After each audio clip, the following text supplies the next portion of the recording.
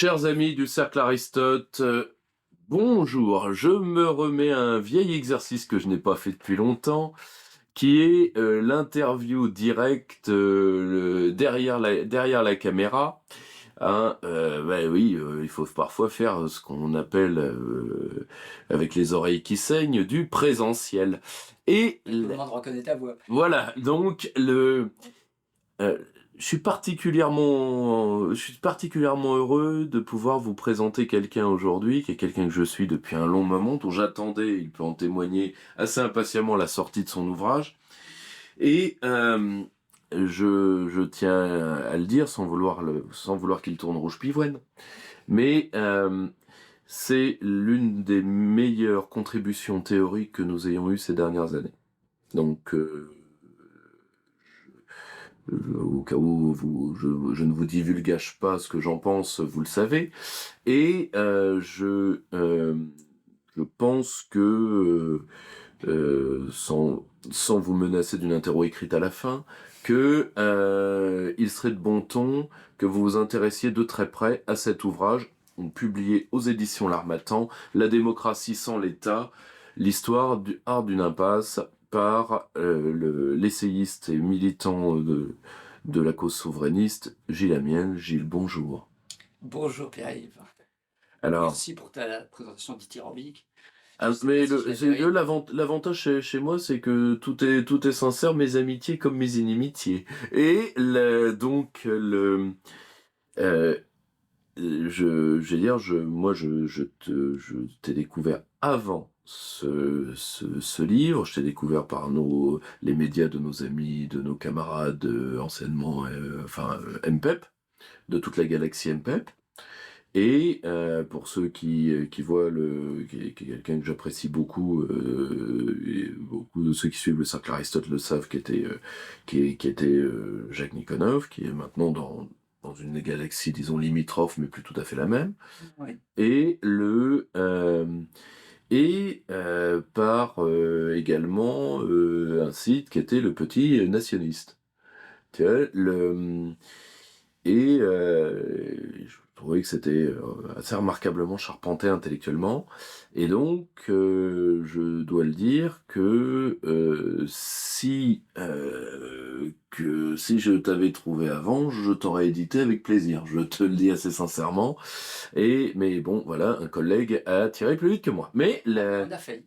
Voilà, mais le, je voudrais que c'est vraiment une vraie contribution théorique et suffisamment rare pour être soulignée. Le, pourquoi, pourquoi avoir pris cet angle-là sur la démocratie sans l'État? Alors, la démocratie sans l'État avec un gros point d'interrogation. Hmm. Euh, on en parlait donc hors caméra. J'ai eu deux phases dans ma vie militante pour le souverainisme, pour qu'on reprenne les manettes. Une phase que je qualifierais maintenant avec la distance d'un peu naïve, parce que je continue d'être un peu naïf, en tout cas, la première, elle l'était à coup sûr, où je faisais, d'ailleurs notamment avec le MPEP, donc là où on a dû se croiser, je faisais de l'éducation populaire, parce que le MPEP, c'est Mouvement politique d'éducation populaire. Jusqu'à ce que je me rende compte qu'en réalité, les classes populaires avaient plutôt des choses à nous apprendre sur pas mal de thématiques qu'on était censé brasser, plutôt que l'inverse. Alors, c'est pas tellement pour le goût de la provocation que je dis ça, ou par populisme, que sais-je. C'était le fait que les classes populaires ont été les premières victimes de l'abandon de la souveraineté, de la désindustrialisation, du délitement du pays. Et donc, il n'y avait pas besoin trop de leur expliquer que la mondialisation néolibérale, c'était pas un paradis vert où on pouvait, comme ça, folâtrer une marguerite entre les dents tranquillement et que c'était super. Il n'y avait pas besoin de leur expliquer ça en réalité, ils le savaient mieux que nous. L'Union européenne, ils n'avaient pas les yeux de l'amour pour l'Union européenne, hein, même si il y a il y a des choses qui ne sont pas claires, ou il y a des choses qui ne sont pas complètement formalisées, mais il n'en reste pas moins qu'il y a une méfiance une méfiance structurelle, instinctive d'une bonne partie des classes populaires vis-à-vis de l'Union européenne. Donc je me disais, mais qu'est-ce qu'on est en train de faire de l'éducation populaire? Notre problème, ce sont nos classes dirigeantes, ce sont nos intellectuels, ce sont, sont les cadres des syndicats, des partis politiques, nos médias, nos intellectuels, etc. Donc, c'est pas des classes populaires, ça. Donc, j'ai fini par voir la Vierge. À un moment donné, j'ai pigé que je me battais pas au bon endroit. Notre problème n'était pas que les classes populaires n'étaient pas assez conscientisées. C'était au contraire nos classes éduquées qui nageaient dans l'idéologie la plus épaisse au niveau des affaires internationales, au niveau de la souveraineté, au niveau de l'Union européenne, au niveau des accords de libre-échange, au niveau etc., etc. Au niveau géostratégique, tous ces gens-là, en fait, avaient des œillères, en fait, des lunettes en peau de saucisson spectaculaires. Et donc, il fallait faire l'inverse d'une éducation populaire. Il fallait se battre contre ou contre une partie des classes éduquées, ce qu'on appelle des classes éduquées, ce sont des gens, enfin, je veux dire, diplômés supérieurs. On donne à des phrases assez assassines sur le fait qu'il ne faut pas leur prêter plus que ça, juste parce qu'ils ont fait des études universitaires. C'est pour ça d'ailleurs que je ne m'en vante pas plus que ça. Et donc voilà, c'était ces gens-là en réalité qui nous posaient un problème. Fatalement, à ce genre de prise de conscience, une fois que j'ai vu cette vierge-là, je me suis dit qu'il fallait procéder autrement. Il fallait au contraire se diriger sur le terrain temporairement théorique et programmatique, pour reconfigurer notre vision des choses de manière à ce qu'elles soient un peu plus raccord avec nos impasses. Sur les impasses, il y a plein de gens qui sont d'accord. Mais d'où elle vient cette impasse? Pourquoi on s'est laissé glisser dans cet univers dystopique là depuis 4 décennies? Pourquoi?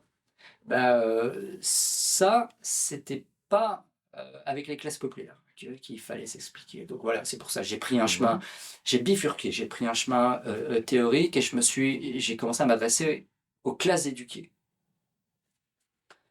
C'est le point de départ de ce bouquin. Le deuxième point de départ, là c'est pareil, on l'a vaguement évoqué hors caméra, c'est le fait que moi je suis français, bon, je suis canadien et français, mais c'est parce qu'il y a le droit du sol je suis un Canadien d'opérette, ma famille n'est pas canadienne, donc il y a le droit du sol au Canada. Donc j'ai pris la double nationalité, enfin ça se prend pas une double nationalité, ça n'existe pas d'ailleurs juridiquement la double nationalité, mais en tout cas j'ai la nationalité canadienne et j'ai la nationalité française. Ma famille est française, voilà, des deux côtés, mais j'y ai vécu. Je me suis perdu. Pourquoi je disais ça? Oui. Donc, je suis français. Je connaissais bien l'histoire politique française, entre guillemets. Et j'ai fait des études d'histoire, donc j'ai fait de l'histoire aussi politique. Et j'ai fait, donc, je savais à peu près où j'habitais. Mais quand j'ai commencé à regarder la liste de nos impasses, quand j'ai commencé à me découvrir souverainiste, on en parlera peut-être un peu après, ce que ça veut dire, souverainiste. Finalement, j'aime pas trop ce terme. On verra ça ensemble. Enfin, chez moi, c'est pas un gros mot, puisque, encore une fois, j'ai vécu 5 ans au Québec, et notamment, j'ai participé au dernier référendum en tant que citoyen canadien, donc pas québécois, puisque c'est une province. Et j'ai voté pour l'indépendance. Bon, donc souveraineté, souverainisme, puisque c'est un terme québécois presque à l'origine. Oui, c'est un terme québécois à l'origine. Ça risquait pas d'être un gros mot. Donc ça me parlait. Mais en tout cas, j'ai commencé à comparer notre situation, pour en venir au fait, j'ai commencé à comparer notre situation avec le reste des pays occidentaux.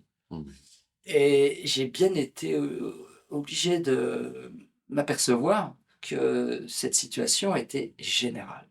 Il n'y avait pas de mouvement politique de dimension nationale, un parti de masse ou un mouvement politique de masse avec quelques leaders charismatiques, que sais-je, une visibilité médiatique, un rapport de force politique significatif, etc.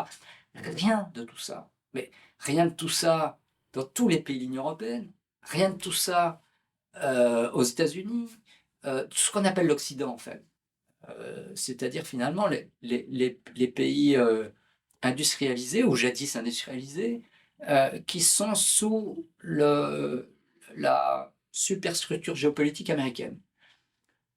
Si on veut faire court pour l'Occident, parce que l'Occident, c'est un peu, on y met un peu. On y met un peu ce qu'on veut, c'est une notion fourre-tout. Voilà, donc dans ce genre de truc, il vaut mieux préciser un peu. Donc dans tout l'Occident, donc, y compris dans des pays qui peuvent nous paraître plus exotiques, je veux dire, au Japon, c'est pas clair. En Corée du Sud, c'est pas clair. Euh, voilà, en Australie, en Nouvelle-Zélande, c'est pas clair.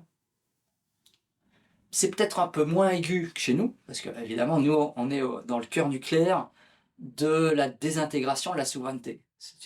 Nous, on a été jusqu'au boutiste. Enfin, quand je dis nous, les dirigeants qui nous ont dirigés depuis quelques décennies ont été particulièrement jusqu'au boutiste dans leur évidement de tout ce qui pouvait constituer la souveraineté et tout ce qui va avec. Le caractère politique de nos sociétés, les processus démocratiques, voilà, imparfaits mais conséquents qu'il y avait eu grâce à toute cette conjonction de facteurs. Donc tout ça a disparu de manière spectaculaire chez nous. Mais il n'y a pas, dans le reste des pays occidentaux, il n'y a pas de mouvement qui pourrait nous servir de modèle, où on pourrait se dire, ah ben voilà, eux ils ont pigé, c'est exactement ça qu'il faut faire. Voilà. Alors, des modèles, il peut y en avoir, j'espère ne pas voilà, effrayer trop de chaumières en disant ça, mais je veux dire, par exemple, Poutine ou la Russie semble, surtout depuis les événements ukrainiens, et c'est intéressant de le souligner pour ceux qui s'intéressent à l'histoire de la Russie, à l'histoire récente de la Russie. En réalité, la position de la Russie était très ambiguë par rapport à la mondialisation. Et un pied dedans, un pied dehors. Un pied dans la souveraineté, un pied dans la dilution économique mondiale. Et un pied bien engagé. Hein, donc, voilà. Donc, la Cadillac avait au moins deux roues dans le fossé, quoi. Donc, c'était pas clair pour la Russie. Les événements ukrainiens, sous la pression de l'OTAN, on pourrait dire ont sauvé la Russie. Et ont sauvé Poutine. Ça leur a permis de devenir enfin cohérents. Je ne connais pas les raisons parce que je ne me suis pas intéressé d'assez près à la question. J'en suis frotté, mais j'en suis pas spécialiste. Peut-être que Poutine avait parfaitement conscience, outre le fait qu'il n'est pas non plus forcément, sa lucidité n'est pas ubiquitaire, comme n'importe qui d'ailleurs. Donc je ne sais pas jusqu'où il était pleinement lucide de cette contradiction et de ce qui l'obligeait de toute façon à tenir son parti, parce que de toute façon il était bien obligé de ménager des forces internes, notamment les classes dominantes russes en réalité, qui étaient profondément occidentalo-centrées. Oui, bien sûr. Et donc il avait fait un joli ménage qui était loin d'être terminé. Il ne pouvait pas affronter tout le monde en même temps, en fait. Donc, les événements ukrainiens l'ont aidé, objectivement, subjectivement, peut-être, j'en sais rien, mais en tout cas, l'ont rendu cohérent, par force. Mais est-ce que c'est un exemple? Non, parce que la société russe est relativement particulière, assez particulière. Je suis un todien. Enfin, c'est-à-dire, je ne suis pas un fan de Todd, je veux dire, je suis fan de personne, mais je veux dire, je suis un grand lecteur de Todd. Et donc, nous ne faisons pas partie des régions du monde où il y a la famille communautaire. Donc, la forte autorité et l'égalité, c'est pas notre univers symbolique. Donc, ce qui est faisable en Russie n'est pas forcément faisable en France. Bon, c'est le problème d'ailleurs de tous les modèles étrangers. Mmh. Mais il n'en reste pas moins que avant les événements ukrainiens, il n'y avait aucun exemple clair. Et puis de toute façon, est-ce que la Russie était un Occident? Justement, c'était tout le problème qui vient d'être tranché. Donc, et pour notre malheur, parce qu'évidemment, nous, on avait tout intérêt à ce que la Russie soit un Occident. Bon, en tout cas, c'est un autre problème. Mais nous n'avions pas d'exemple. Donc, quand moi, je me suis réveillé, là, une fois que j'ai vu ma Vierge de l'inutilité l'inutilité de l'éducation populaire, peut-être qu'il ne faut pas non plus aller trop loin, mais je veux dire, c'était pas la priorité. Mmh. Donc, quand j'ai fait cette espèce de reconfiguration là, théorico-idéologique et politique, je me suis aperçu que la situation française était archétypale de toutes les situations parallèles dans tous les pays occidentaux. Et ça m'a fait réfléchir. Bon, d'abord, ça m'a un peu découragé, Mmh. parce que quand on s'aperçoit qu'une situation est à ce point structurelle, on se dit, bah, c'est bien d'être volontariste, mais je veux dire, c'est bien aussi d'être réaliste à un moment donné. Donc, peut-être que les jeux sont faits, peut-être que les jeux sont pliés, en fait, et qu'il vaudrait mieux trouver d'autres manières d'affronter ces problèmes que de vouloir rembobiner en arrière. Mmh. Là où on avait mal bifurqué.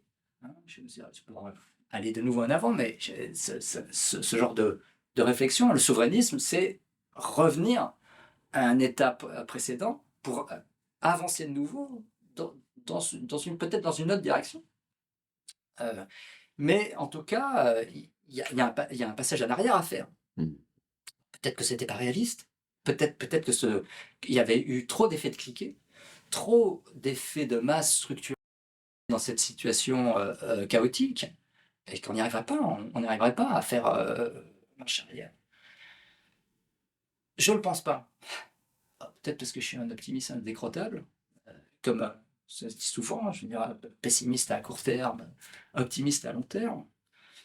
Je sais aussi que la méthode Coué a ses limites, mais que je veux dire qu'il y a des discours autoréalisateurs, et que donc si on veut être sûr de ne pas y arriver, bah, il suffit de ne pas y croire, pour qu'on soit que ça soit absolument garanti que ça n'arrive pas. Donc, mais surtout, je pense que ce n'est pas impossible d'essayer de se faire une petite douche froide théorique pour essayer de comprendre là où on a merdé. Pourquoi, comment, et comment faut-il comprendre notre situation de base? Comment comprendre ce qui a permis que ça dérape à ce point? Je ne sais pas pourquoi je monte le bouquin, mais c'est parce que je pense à son chapitre 4, sur l'état social. Sur la deuxième partie de ce chapitre, j'essaye d'analyser comment on a pu détricoter aussi structurellement, aussi volontairement, la seule chose qui avait réussi à pacifier notre pays et à le développer. Et à faire naître des processus enfin démocratiques. Démocratiques partiellement, c'est pareil, la démocratie.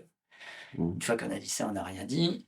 Moi, personnellement, je parle pas, quand je parle de démocratie, je parle pas du point de vue d'un régime, je parle du point de vue de processus. Mmh. Il y a des Ouais, processus. comme Sartori, comme Sartori ou comme Tocqueville. Voilà. Il y a des processus démocratiques, plus ou moins démocratiques. Mmh. Un régime démocratique, peut-être Athènes, avec toutes ses imperfections, mais c'est sans doute le seul qu'on ait jamais connu. Et donc depuis, il n'y a jamais eu de régime démocratique. Oui, depuis, la démocratie est un penchant, on penche vers plus ou moins. Voilà, un horizon qui s'éloigne au fur et à mesure qu'on avance. Mmh. Mais en tout cas, certainement pas un régime en bonne et due forme, avec une constitution qui nous garantisse un processus démocratique, etc. Bon. Ça, pour l'instant, on n'a jamais connu. Mais des processus démocratiques, oui, on en a connu. Et même des processus démocratiques massifs. Et donc, un des objectifs du bouquin, c'est de dire, nous sommes attachés à raison à ces processus démocratiques massifs, mais partiels, imparfaits, ça nous saigne le cœur et nos intérêts matériels de s'apercevoir des conséquences de ce qu'il arrive quand il n'y a plus de processus démocratique. Et quelles sont les conditions de possibilité de ces processus démocratiques? Donc ça a été ma démarche. C'est-à-dire, ok, c'est ce qu'on a perdu. C'est le plus précieux de ce qu'on a perdu, les processus démocratiques. Mais quelles sont leurs conditions de possibilité?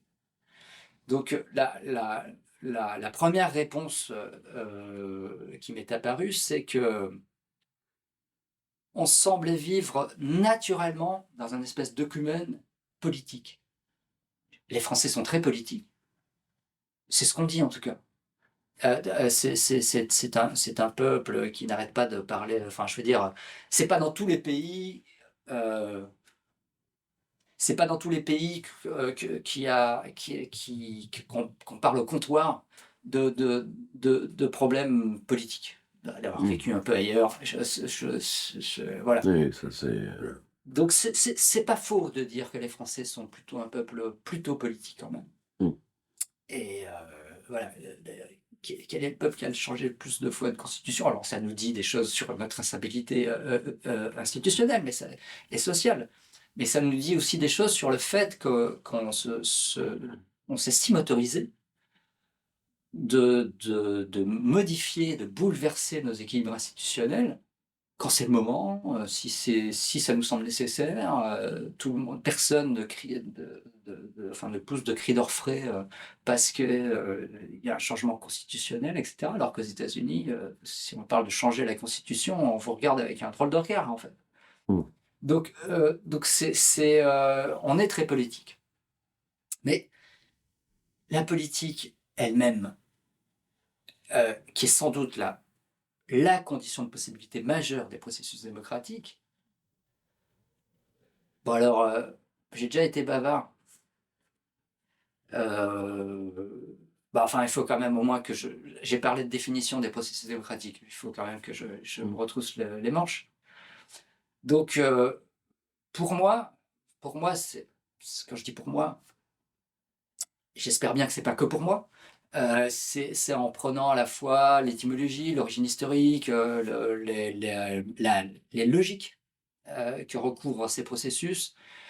Il y a toujours un double aspect au processus démocratique, un double aspect. Et depuis le départ, la démocratie, c'est encore une invention grecque, enfin, à tout le moins athénienne. Et elle n'est pas surgie du néant à partir de rien, en fait. Il y avait des guerres civiles incessantes à Athènes sur des questions économico-sociales.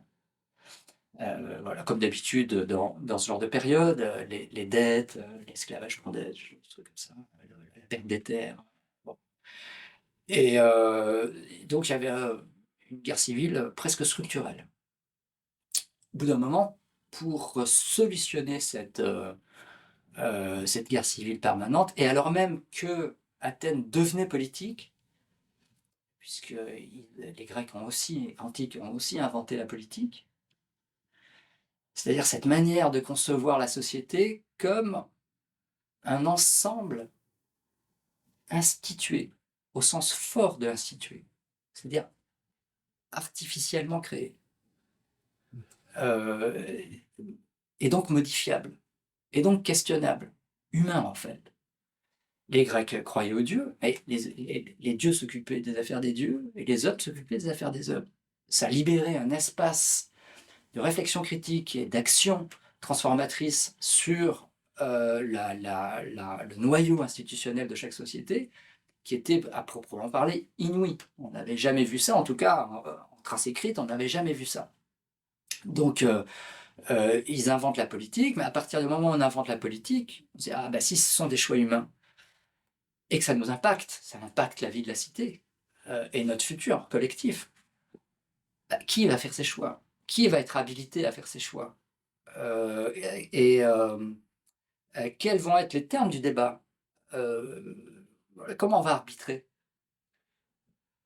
Avec le contexte des guerres civiles, les Grecs comprennent que s'ils veulent pacifier leur cité, il va falloir donner un droit de cité aux classes populaires grecques. classe populaire grecque, enfin, je veux dire, ouais, bienvenue de l'anachronisme. Bon, on peut comprendre ce que je dis, c'est-à-dire, bon, je veux dire, les paysans, les petits artisans, Ça se voit chez Aristophane quand il, ah, quand il lit méfie-toi des grands, méfie-toi à des petits. Les petits retourneront la cité parce qu'ils n'ont rien, voilà, et les grands la voleront parce qu'ils accaparent, tu vois. Donc, si tu veux, voilà, c'est le premier éloge des classes moyennes de notre culture.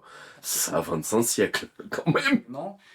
Et de la pacification par le poids politique qu'on va donner à des gens dominés socialement, ce qui va pouvoir compenser leur infériorité sociale. Et ça, c'est une trouvaille de génie aussi. C'est-à-dire que c'est quelque chose qui... Ces gens-là sont géniaux, en fait.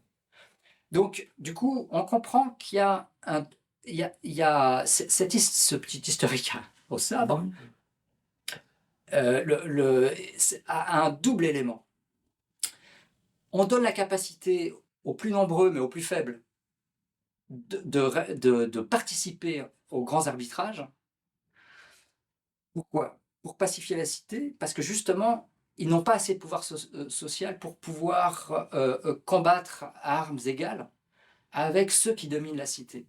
Donc, on va surcompenser leur faiblesse. Enfin, on a compris. On va essayer de compenser institutionnellement ce qu'on ne peut pas faire au niveau social. Et quel est l'objectif? Ben, l'objectif, il est de renforcer par des institutions, par des ruses institutionnelles, le tirage au sort, le fait d'être magistrat, dans l'application de la loi, le fait, l'ostracisme, etc. Je veux dire, plein de petites trouvailles institutionnelles. Et quand je dis petites, en fait, ce sont des bonnes trouvailles institutionnelles. Elles ne sont pas miraculeuses d'ailleurs. Je sais pas du tout un paradis démocratique en réalité, Athènes, pas du tout. La plupart des choses, en fait, ne fonctionnent pas. Elles fonctionnent 10, 20, 30 ans, et puis après, ça fait pchit. Mais, en tout cas, ils sont inventifs, institutionnellement, pour renforcer par les institutions les classes dominées, autre anachronisme, d'Athènes, athéniennes. Bon, il faut avoir ça en tête quand on parle de processus démocratique. Parce qu'il y a l'aspect, alors, dans une société moderne, on revient chez nous, donc, pour être politique, donc ça c'est l'objet principal du bouquin, l'invention de la politique, la deuxième invention, la réinvention de la politique en Occident, c'est en inventant la souveraineté. C'est beaucoup plus compliqué que ça parce qu'il y a beaucoup de facteurs politisants dans le Moyen-Âge classique qui contribuent à tout ça, mais pour faire court, sans la souveraineté issue de la monarchie territoriale, du passage de la suzeraineté à la souveraineté du XVIe siècle, de Bodin, tout ce que les gens qui s'intéressent à la question. L'histoire de l'État telle que tu la racontes est passionnante, vraiment. C'est sympa. Non, non, mais je te le dis. Si tu veux, ce serait pas bon, je te le dirai aussi. Mais si tu veux, mon bon caractère n'est pas tout à fait ce que j'ai mis sur ma carte de visite, malheureusement. C'est pas mon aspect le plus vendeur. Mais je le dis, rien que cette partie-là est remarquable. C'est là où j'ai fait le plus d'efforts, je vais dire. C'est le troisième chapitre. Le troisième chapitre, c'est ce qui m'a coûté le plus de travail, plusieurs années de lecture et de réflexion, en fait. Parce qu'en réalité, dans mes lectures, j'ai pas trouvé mon axe. Par contre, ces lectures, bien sûr, étaient indispensables pour que je possède un peu la matière. Je constate d'ailleurs que les historiens de l'État, tu sais, à la fin des années 80, il y a eu un grand mouvement européen des historiens pour faire l'histoire de l'État, parce que pour eux, c'était la chouette de Minerve. L'État souverain disparaissait, donc on pouvait commencer à réfléchir sérieusement désormais sur l'État. Mais Ça a donné d'ailleurs des travaux très très inégaux, voire pour une bonne partie assez médiocre. c'est le moins qu'on puisse dire. Les travaux intéressants étaient l'exception qui confirmait la règle. Pourquoi? Parce que c'est des travaux idéologiques. C'était des travaux qui venaient là pour confirmer le fait que la souveraineté avait été une énorme erreur depuis le départ, et ou alors nécessaire à un moment donné, mais désormais contre-productive. Et voilà, pareil pour l'aspect territorial, pareil pour l'aspect, etc. Enfin, tout ce qui constituait l'État politique on était censé y renoncer avec enthousiasme. Ça, c'était l'époque de ce mouvement historique. Et c'est pour ça qu'il y a eu un effort pluridisciplinaire, mais surtout historique et plurinational, pour essayer de faire comme ça une espèce de séminaire permanent pendant plusieurs années sur l'histoire de l'État. Et moi, quand je lisais ça, bah, comme tu dis, hein, j'étais pas collé au mur, hein. Par la pertinence de ce que je disais. Bon, il y avait des faits intéressants, c'est toujours intéressant, mais je veux dire, c'était franchement, c'était pas terrible au niveau théorique. Bon, il y a des exceptions, hein. Mais voilà, c'était pas terrible. Et finalement, il y a, dans mes lectures, alors j'ai pas tout lu, hein, mais j'en ai lu pas mal, et dans mes lectures, j'ai vu peu de réflexions qui essayaient de faire comprendre comment la politisation d'une société, à nouveau frais donc, puisqu'on n'était plus à Athènes, pouvait surgir. Et je trouvais ça étrange. On était donc le pays de la politique, comme on l'a dit tout à l'heure. Et les historiens du politique, les historiens des idées, semblent prendre la politique comme une donnée, pas comme un processus de politisation d'une société. Quel est le grand historien de la politisation de la société? Voilà. Donc, mais pourquoi en fait? Comme si ça poussait sur les arbres. Mmh. Le fait qu'on veuille... Nous, on est habitués. On est habitués alors même qu'on a perdu. Ce qui est drôle, c'est qu'en France, par exemple, l'homme qui en parle certainement le plus dans son œuvre est un artisan actif de la dépolitisation, c'est Rosan Vallon.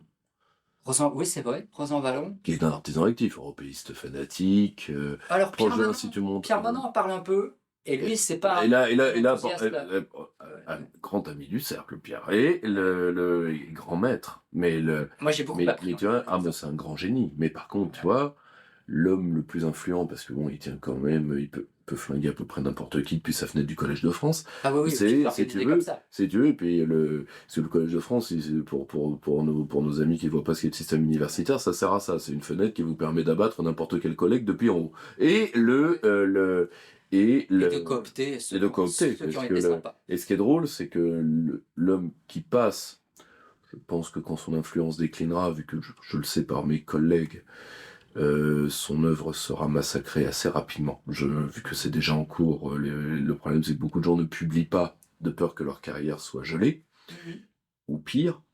Mais ce qui est drôle, c'est que le plus grand historien de la politisation politique est en même temps un militant actif de la destruction de l'État.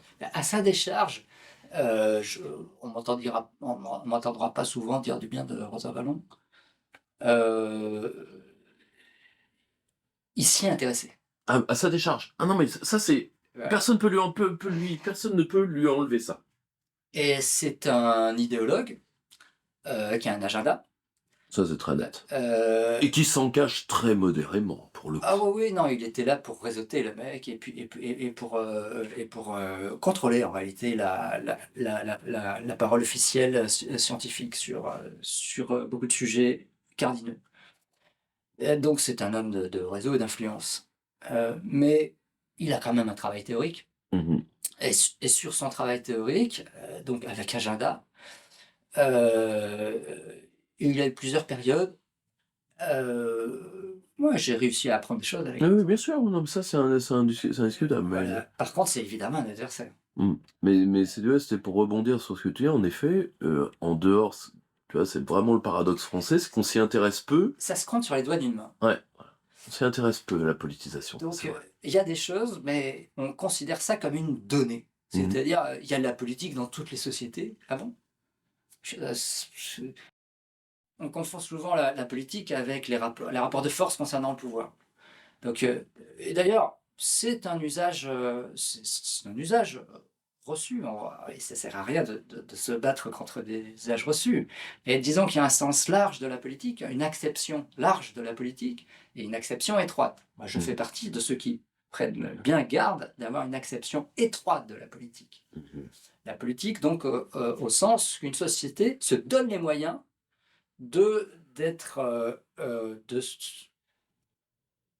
de réfléchir, d'avoir un mouvement réflexif au niveau collectif, bien sûr, sur ses institutions, sur son agencement institutionnel, et se donne les moyens de pouvoir les transformer, et les transformer de manière autonome. Donc, que ces transformations-là ne soient pas préemptées par des sociétés différentes ou des branches de sociétés ou des voilà. Donc c'est la définition étroite de la politique.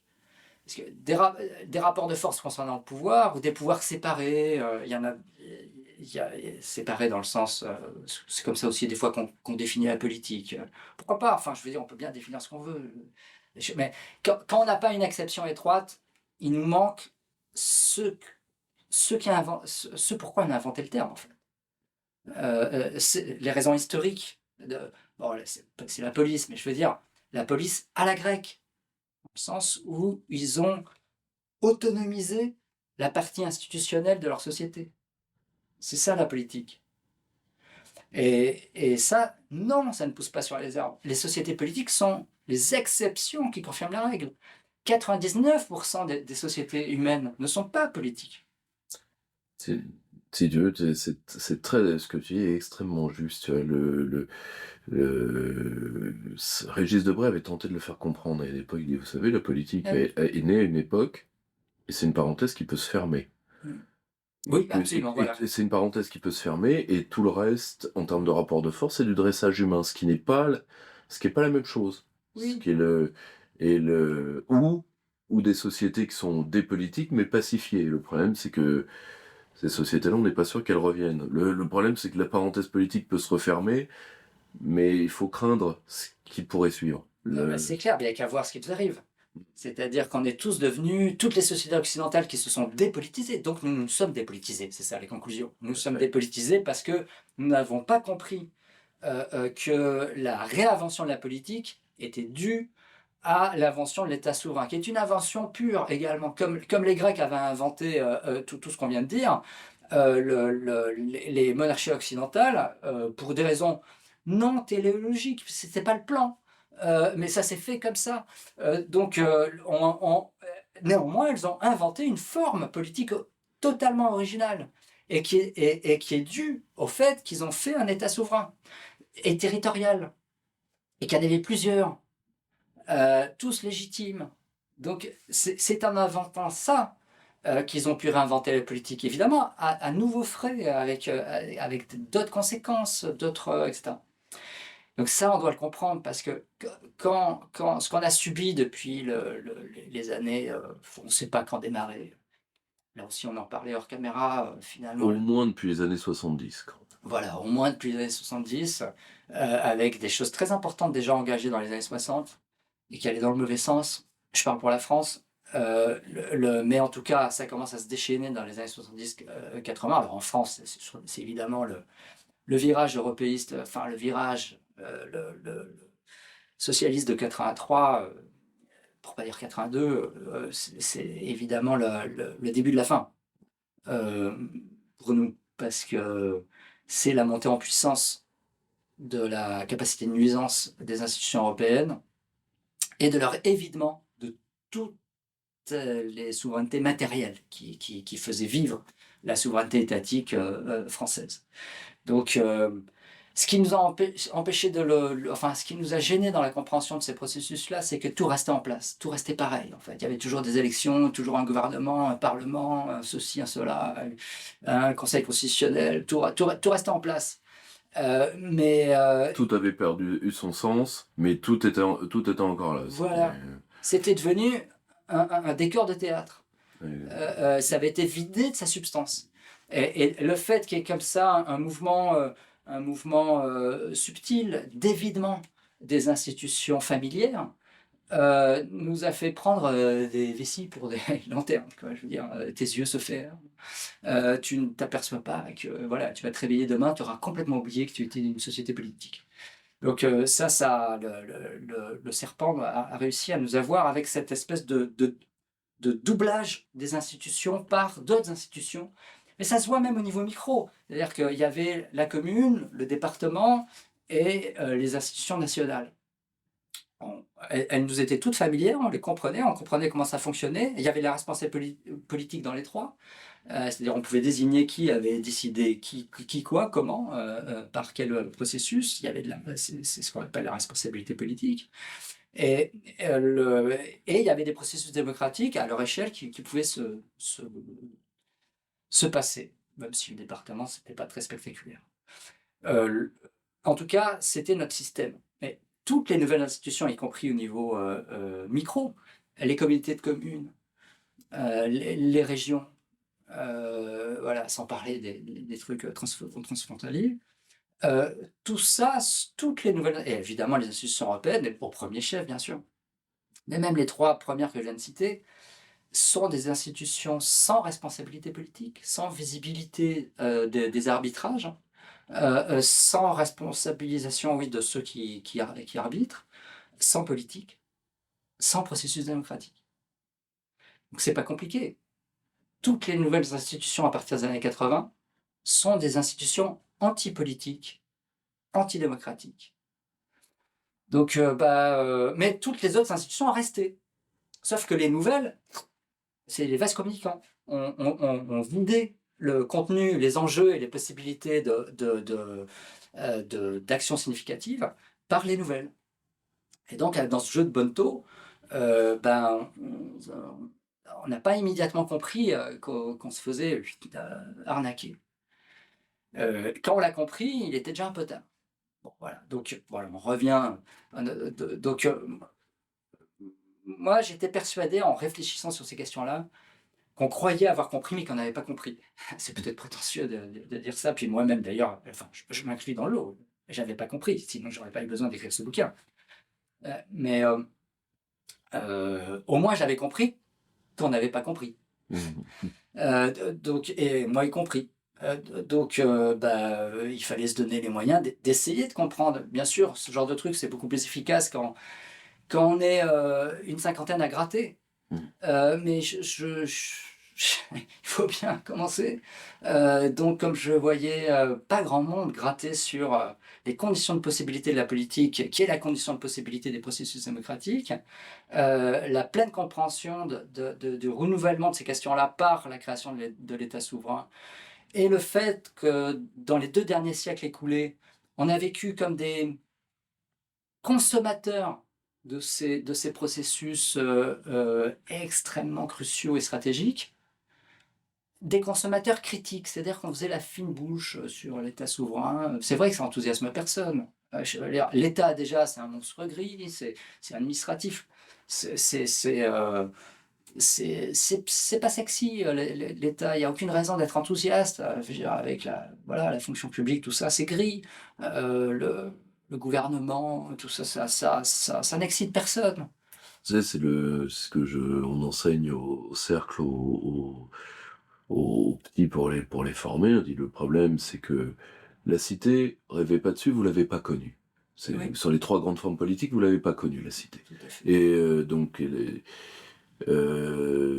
la différence entre l'État et la cité, c'est la masse critique. Donc, Il y en a plusieurs, mais il y en a plusieurs, mais il y a au territoire. moins celle-là. Tu vois, il y a la notion de territoire. Tu vois. Ouais. Alors, comme vous êtes pour beaucoup des petiots, donc vous étiez des adolescents il n'y a pas longtemps, donc il y a une forme politique sur les 3 des historiques qui vous plaît. C'est la forme, qui vous séduit, qui est la forme impériale. C'est un truc qui est mort il y a 1000 ans, qui ne reviendra pas, et qui ne reviendra pas parce qu'il ne peut pas revenir. Et qui est une forme peu politique. qui est une forme peu politique, et qui est sexy, pourquoi? Parce que vous confondez politique et gloire. Oui. Vous confondez, et Oui. je dis bien, alors le problème, c'est que l'État, c'est pas la gloire.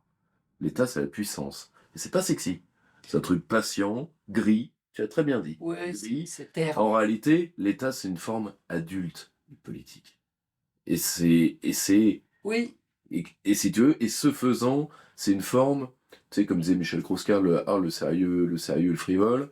L'État, c'est une forme sérieuse. Voilà. Et c'est pour ça. Personne se marre. Personne se marre. On se tape pas sur les cuisses quand on parle de l'État. Ben voilà. On pourra pas finir un banquet en se marrant en parlant de l'État. Ça va pas marcher.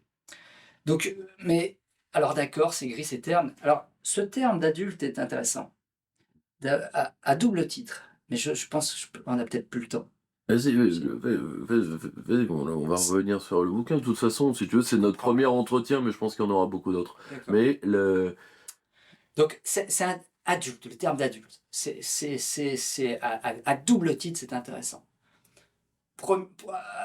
Le premier titre, c'est pourquoi c'est intéressant de voir les choses comme ça, mineur, adulte. Donc, un adulte, c'est quelqu'un qui est responsable de ses choix. Un mineur, c'est quelqu'un qui est sous tutelle, on décide pour lui. Parce qu'il n'est pas en capacité de décider. Il a pourtant des intérêts, il a pourtant je veux dire, il y a un respect à lui devoir, mais il n'est pas autonome. Par définition, un mineur n'est pas autonome, il est sous tutelle. Un adulte est responsable de ses choix.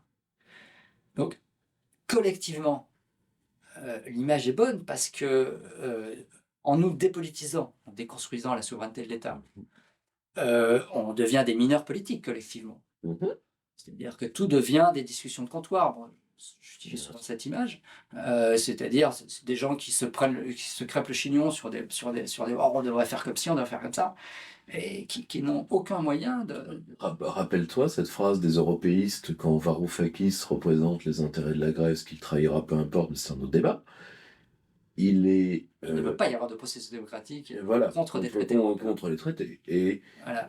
Qu'est-ce qu'ils disent à Varoufakis qui vient quand même dire. Comme quoi l'alcool a du bon, des fois. L'alcool a du bon. Et qui dit attendez, mon peuple souffre à cause de vous. Et quelle est la réponse de la délégation allemande? Nous sommes entre adultes ici.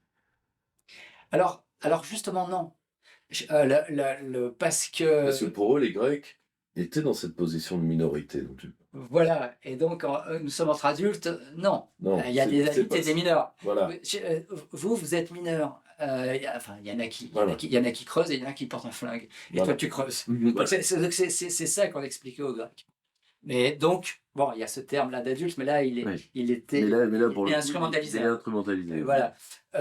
Mais pour ce qui est de nos affaires, effectivement, on est rentré en minorat, on est redevenu des mineurs.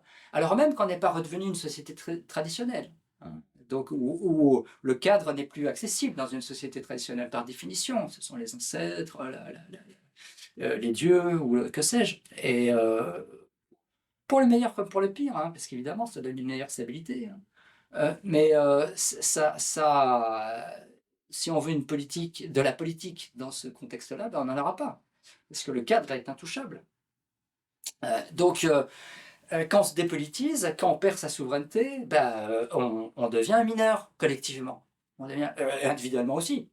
On est tous des mineurs. On est sous tutelle. Donc, on est des mineurs qui devenons tout rouge quand on n'est pas content, on se roule par terre, c'est scandaleux, ben oui, mais on n'a pas voix au chapitre. Et on ne fait pas en sorte de reprendre les rênes. Donc, tant qu'on ne fait pas en sorte de s'organiser pour reprendre les rênes, c'est pas la peine de devenir tout rouge en secouant les jambes par terre. Ce sont des problèmes d'adultes. Donc, on doit redevenir adulte.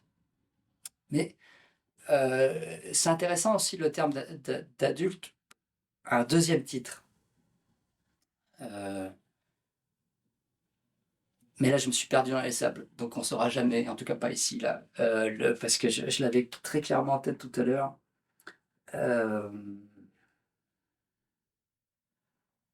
Ouais, là, ça m'échappe. Tu sais, j'ai dormi 4 heures. Pas de souci, t'inquiète pas. Avec un gros rhume.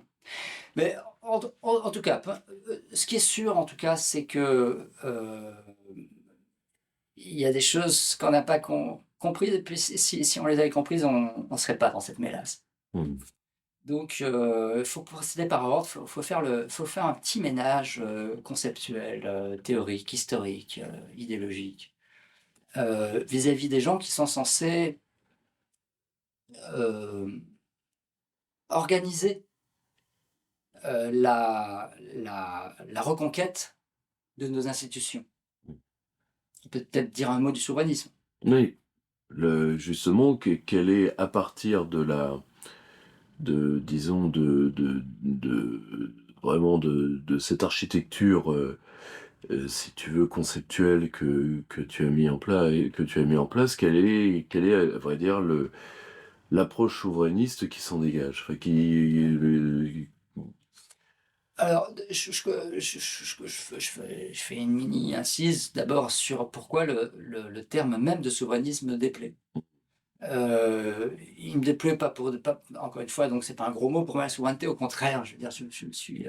Oui, d'ailleurs, c'est un des grands livres de ces 10 dernières années sur la notion. Bon, bah, C'est sympa, bah, mais en tout cas. non, Mais même au je te niveau de dis, la, c'est mon boulot de tous les lire, donc si tu veux. même au niveau de la bibliographie sur la souveraineté, je me souviens, j'avais fait un boulot pour la regrettée Coralie Delhomme sur qui voulait faire son dernier bouquin sur la souveraineté, et j'avais fait un gros travail bibliographique, mais les bibliographies ne servent à rien si elles ne sont pas commentées. Une liste de bouquins, en réalité, c'est pas nul. T'inquiète pas, Voilà. c'est mon job. Surtout quand la liste est longue comme le bras. Encore, quand il y en a que 5, on se dit, bon, ben, je vais devoir lire les 5. Mais quand il y en a des dizaines et des dizaines, si cette bibliographie n'est pas commentée, ça sert à rien. Donc j'avais fait ce travail. Donc la souveraineté, on peut y passer sa vie, mais je veux dire, je pense que je suis frotté de, de, de réflexion théorique sur la souveraineté. Et ça, personne peut te l'enlever, oui, ça c'est sûr. Donc j'ai pas de problème, bien sûr, avec la souveraineté. C'est souverainisme qui me pose problème. Parce que c'est le isme. Parce que ça semble suggérer que c'est une idéologie. Une idéologie. Oui, ça c'est un truc qui a été sur la table pendant longtemps, ça, oui. Et oui. Et si c'est une idéologie, ben voilà, il y a des originaux, enfin des mecs finalement qui s'emmerdent un peu dans la vie et qui ont que ça à faire que d'être passionnés par la souveraineté, ce problème juridico-historique aussi terne que l'État. Donc, voilà, alors il y en a qui sont obsédés par ça, et ils ont développé toute une théorie idéologique là-dessus, mais pas du tout. C'est pas la question. Les souverainistes, ce qu'on appelle souverainisme, c'est un problème d'action collective, c'est pas du tout un problème théorique. Il y a plein de problèmes théoriques avec la souveraineté, mais le souverainisme ne s'intéresse pas à la théorie de la souveraineté. Le souverainisme dit nous devons restaurer l'autonomie de nos institutions publiques. On se débrouille comme on veut, comme on peut, mais il nous faut récupérer les manettes. C'est un problème pratico-pratique, le souverainisme, qui n'a aucun rapport avec une idéologie. Voilà. Et du coup, d'ailleurs, c'est une auberge espagnole ou une cour des miracles, comme on veut, c'est-à-dire qu'on y trouve absolument n'importe qui, qui a pris conscience qu'on n'a que des discussions de comptoir en politique, tant qu'on n'a pas récupéré les manettes. Voilà. Et que donc, là, pour l'instant, on est des mineurs. Ceux qui veulent redevenir majeurs sont les souverainistes, quelles que soient leurs options idéologiques. Bien sûr. Donc, c'est une cour des miracles idéologiques, au contraire d'une idéologie constituée. Donc, le isme dans souverainisme induit en erreur. On croit qu'il s'agit d'une théorie. Ce n'est pas une théorie. C'est une réaction et un projet pratico-pratique. Nous devons reprendre les manettes. C'est tout.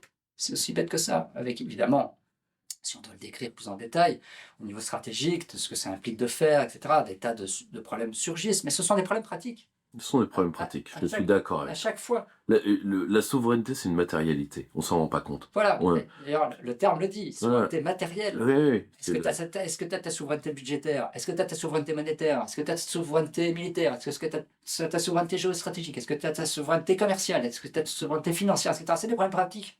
Oui, totalement. Tu peux le faire, tu peux pas le faire, tu peux pas le faire, ben voilà.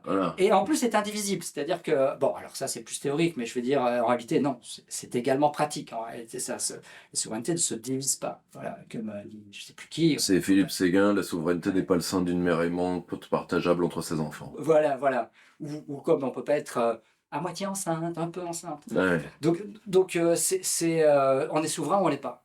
Et si on est souverain, on dispose, au moins en théorie. Enfin, je veux dire, au moins, c'est pas en théorie, au moins légalement, au moins juridiquement, on dispose de la compétence de sa compétence et de l'autonomie de ses institutions publiques. Sinon, c'est pas la peine de se rêver souverain. Donc, il ne peut pas y avoir de souveraineté européenne, c'est un assemblage de traités. Qui dit traité dit univers institutionnel étanche à toute souveraineté, etc. Donc, tout ça ne sont que des problèmes pratiques. Il y a des tas de problèmes théoriques liés à la souveraineté, des problèmes historiques, des problèmes sociologiques, des problèmes de tout ordre, philosophiques, en philosophie politique, etc., de tout ordre.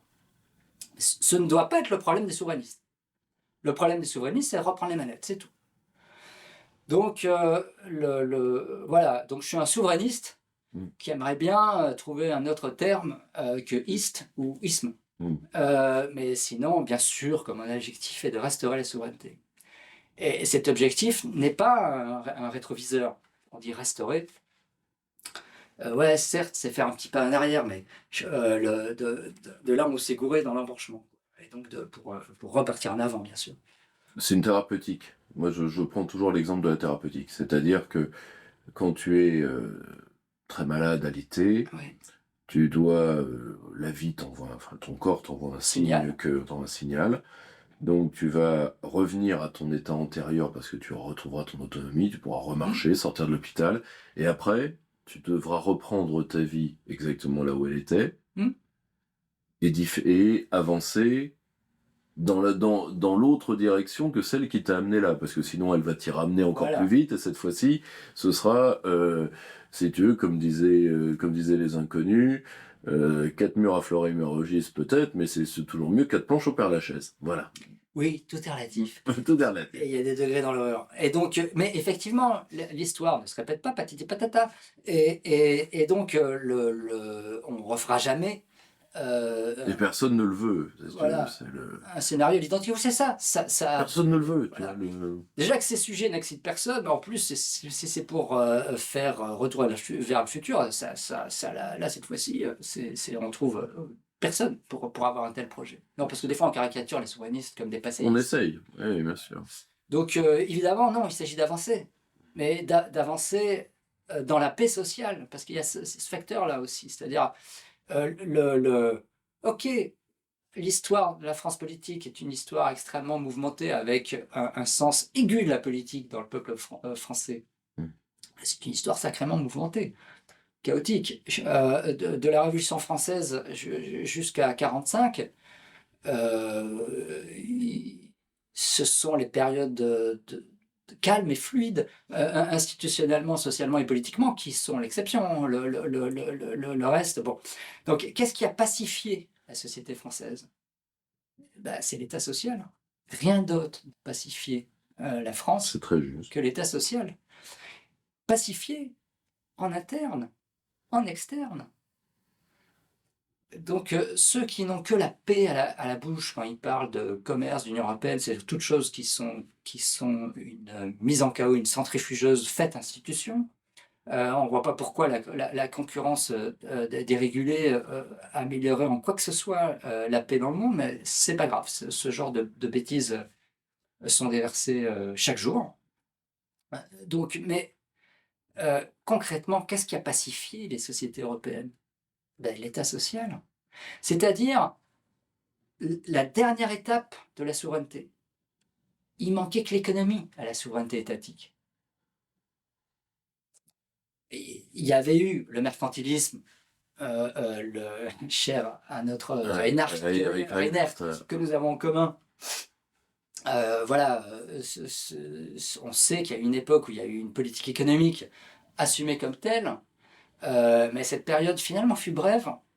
Je veux dire, Colbert, c'est pas le 18e siècle, c'est pas le 19e siècle, c'est pas le 20e siècle. Du moins jusqu'en 1945. Donc, l'économie ne faisait pas partie des instruments de la souveraineté parce que c'était le libéralisme qui dominait idéologiquement la construction de l'État contemporain. Et donc, c'était incompatible avec une politique économique digne de ce nom. Il a fallu 2 guerres mondiales, une crise mondiale, des nazis, des fascistes, toutes sortes de joyeusetés, pour que finalement on prenne un peu du plomb dans la tête et on se dise, bon, si on veut pacifier cette société, il va falloir inclure les classes populaires dans les arbitrages politiques. et renforcer par les institutions publiques ceux qui n'ont que leur force de travail, en fait, comme force sociale. Si on fait pas ces deux trucs, le chaos social permanent, le chaos entre guillemets, mais en tout cas, je veux dire le conflit social permanent, et les facteurs éventuels de guerre à l'extérieur auront autant de prise qu'il y a de tensions. C'est très présent chez les hommes du CNR, parce que ces hommes sont Absolument. pénétrés de l'idée que qu'il y a deux sources profondes au nazisme. Un problème culturel et civilisationnel qui Oui, touche l'Allemagne, oui. mais Et c'est pas Todd qui également, va c'est pas toi qui dira le contraire, contredire. Voilà. et deuxièmement, la responsabilité écrasante des élites financières européennes et américaines dans Oui, la crise à partir des années 20. bien sûr. Bah, la politique de déflation. Les Allemands sont traumatisés par l'écroulement de leur monnaie du début des années 20, mais il ferait mieux d'être traumatisé par leur politique Par déflationniste. le chancelier Browning. Ben voilà, c'est ça qui devrait... Et nous, la politique idiote qui sera faite en miroir, qui sera faite par Laval. mais bien C'est sûr. exact. Bien sûr, Et c'est- et celle qui a suivi le Front populaire, et tout ce qui a empêché d'ailleurs le Front populaire d'avoir le moindre, la moindre dimension structurelle. Tout à fait. Et efficace. Quoi qu'on en pense. Et de réarmer. Parce que Et bien sûr, et de parce que le Front populaire veut réarmer, c'est Laval qui désarme la France. Ben oui, Le non, problème, mais c'est on oublie toujours que Laval, ce qui est normal vu comment il a fini, toujours on sur les oublie, bons coups. on oublie qu'il était sur les bons coups avant de trahir déjà. Mais Tu bien vois sûr, et un agent également déjà des Américains. Déjà. Allemands, Américains, tous ceux qui sont du bon côté du Manche. Du bon côté du manche. Laval était leur ami. C'est ce chaos permanent, ces tensions sociales structurelles, et comme les Athéniens, hein, ils se sont résolus à accepter des processus démocratiques avec toutes les difficultés qui vont avec, et puis ils n'avaient pas du tout envie, pour pacifier leur société. Et ben, nous, c'est pareil.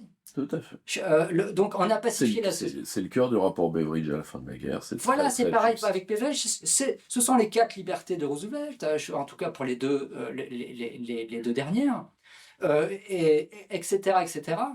Donc il y a une prise de conscience collective en 44-45 que la paix sociale ne sera pas due au doux commerce, aux liens financiers et commerciaux entre ces pays qui avaient des liens extrêmement serrés et qui ont continué d'ailleurs d'en avoir pendant la Seconde Guerre mondiale, et de tous les côtés, hein, je veux dire, c'est ça.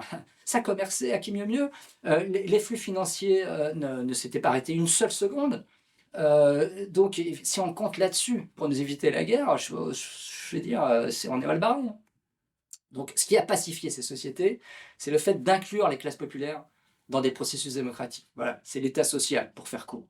Et c'est le détricotage de l'État social qui nous fait re-rentrer de nouveau en chaos, sous des nouvelles formes, c'est pas les années 30, etc. Oui, bien sûr, mais c'est une anomie. C'est une Oui, anomie. c'est anémique, comme disait Durkheim. Et d'autre part, on reprend le problème là où Carl Schmitt l'avait laissé, à savoir, vous voulez le libéralisme, vous voulez des processus représentatifs, vous voulez l'indépendance, l'autonomie, l'économie, mais vous voulez également des processus politico-démocratiques, vous n'aurez pas les deux. Vous n'aurez pas les deux, il faut choisir. Si vous voulez l'autonomie de l'économie, il vous faut un pouvoir fort. Si vous voulez un pouvoir libéral, adieu à l'autonomie de l'économie. Alors vous choisissez quoi? Lui, il avait fait son choix. Mais cette réflexion de Carl Schmitt, elle est frappée au coin du bon sens. C'est vrai qu'il y a une tension structurelle entre l'horizon d'attente du libéralisme, notamment l'autonomie de l'économie, et les institutions politiques, et les processus démocratiques. C'est l'eau et le feu. Donc il faut choisir. En 1945, on avait choisi. Adieu l'autonomie de l'économie. Bonjour au processus politique et démocratique. Nous sommes de nouveau dans une situation schmittienne. Mhm. Avec d'ailleurs des solutions schmittiennes. L'état d'exception, comme notre nouveau régime permanent, la fédéralisation, etc., etc. Enfin, ça c'est plus hayekien que schmittien. Mais Hayek est un très grand lecteur de Schmitt. Tous les néolibéraux sont des lecteurs de Schmitt. Tous, il n'y a pas d'exception. Je veux dire, les grands penseurs, et notamment les grands penseurs allemands. Röpke, voilà, tous. Et Mises, tout le monde. Tout le monde a lu Schmitt de manière très attentive. Très attentive. Cette alternative, il ne pense qu'à ça, en fait. Il ne pense qu'à ça. Le néolibéralisme, ce n'est pas du tout un programme économique. Il s'en fiche. D'ailleurs, il ne croit pas à l'économie. Il explique. L'économie n'est pas une science. Là-dessus, ils ont raison. Et elle ne pourra pas devenir une science. Hayek nous dit fort justement, pourquoi vous croyez que les Fedwen pouvaient quantifier seraient, comme par miracle, les faits économiques les plus importants? C'est une pétition de principe, mais c'est pas une attitude factuelle ni pragmatique. Et d'autre part, vous n'arriverez pas à dominer des événements décentralisés avec des informations imparfaites, etc. Il a bon, bref. Donc, c'est pas une théorie économique, le néolibéralisme, c'est une théorie institutionnelle.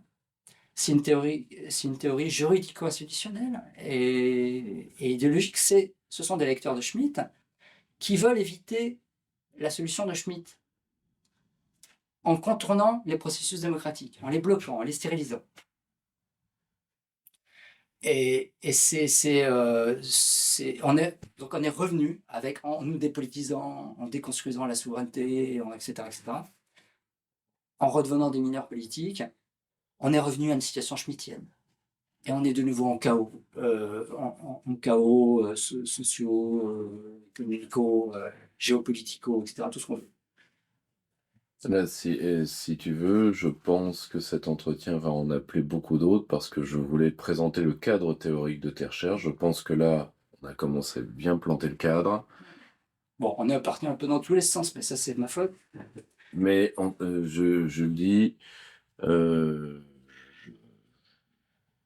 tu as beaucoup, tu contribues beaucoup à disons justement à cet approfondissement théorique dont nous avons besoin. C'est vraiment un ouvrage que moi je recommande à tous mes jeunes lecteurs. Et je pense qu'on va se revoir. Avec plaisir. À très vite, Gilles. Merci de ton accueil. Chers camarades, si tu veux plus de contenu, de réinformation, d'éducation populaire et de formation intellectuelle, n'hésite pas à faire un don sur notre page Tipeee.